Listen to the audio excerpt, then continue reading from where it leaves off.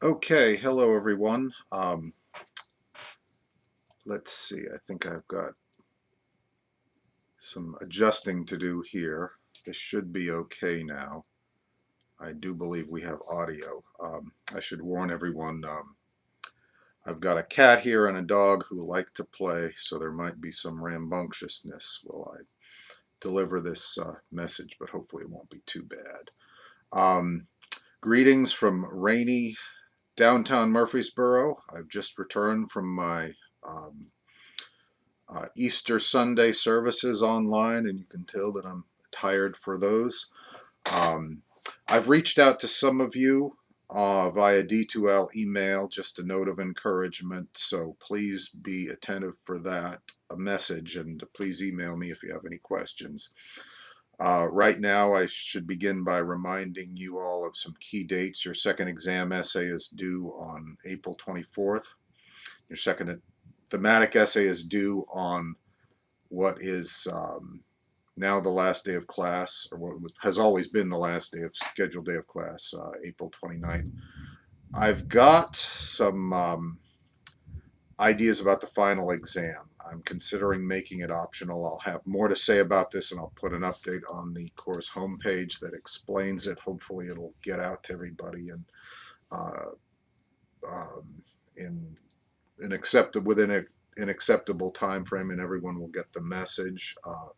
But you might have heard that the university is going to pass-fail grading system for this spring 2020 semester. And for those of you who might be interested in considering that option, I would just let you know about that right now. And we can talk about that privately, as we should, because that's a matter of grading and requires some discretion on everyone's part. So if any of you have any questions about that, feel free to email me via D2L. So more to follow about the final exam and the plan to make it optional. This week's writers include John Stuart Mill, and then a couple of pieces. The first by the once famous and now largely forgotten scientist Alexander von Humboldt. The first is by a modern author, and it comes from this book. This is called The Invention of Nature, and you can see the author's name there, Andrea Wolfe. The reading is about his journey down the Orinoco River in South America. He was a pioneering earth scientist. There wasn't really a name for what he did, but nowadays we consider him to be an outdoor adventurer and a geologist, but also a climatologist. He had a number of different labels to attach to him. So Alexander von Humboldt is an interesting guy. You've got some good materials to explain both Mill and von Humboldt. And then the third reading is his account of that same journey down the Orinoco River. You can do a Google search to get a sense of where it is, and it's not quite like the Amazon, but it was at one time considered every bit as remote and foreboding for Western explorers. So, anyways, more on him in just a second. First of all, we have John Stuart Mill. If you've got the notes open, I explained that Mill is a liberal philosopher. In our political environment, liberal has all kinds of connotations, but it's important to know that it has its roots in um, classical language and thinking. The term liber in Latin has a couple of meanings. The first is book, survives in terms like liberal arts, the study of ideas from books or from texts from eras past. Also, the idea of the library that derives from liber. It's also connected, liber is also connected with liberty and liberation, connotations associated with freedom. And in Roman thinking, the two ideas were conjoined. The study of ideas, the study of older texts, offered a form of mental liberation. For our purposes in trying to understand Mill, and you've got some good supplemental materials which I encourage you to look at, his empiricism, his beliefs about experience are tied to his ideas about liberty and the means to freedom through thoughtful reflection on one's experience. In the reading for today, or this week, he talks about induction and the establishing of truth through a reasoned and reflective mental process.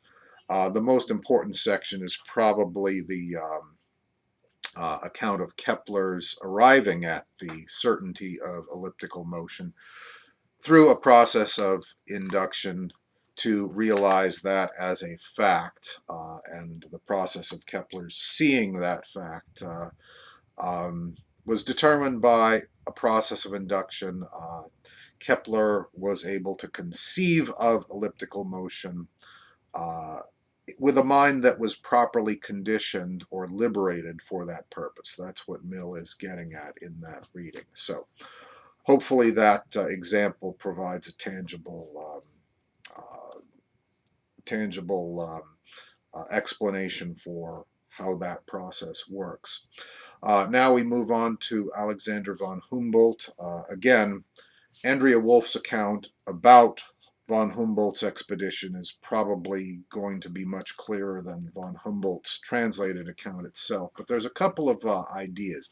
First of all, you've got a clip on the content page that begins it begins, and about 7 minutes and 30 seconds into it, you can see the author going into some detail about this stage of von Humboldt's exploration and why he's important and so forth. I would urge you to watch about 10 to 15 minutes of that clip just to get that proper overview. But there's obviously more there to look at if you find this individual interesting.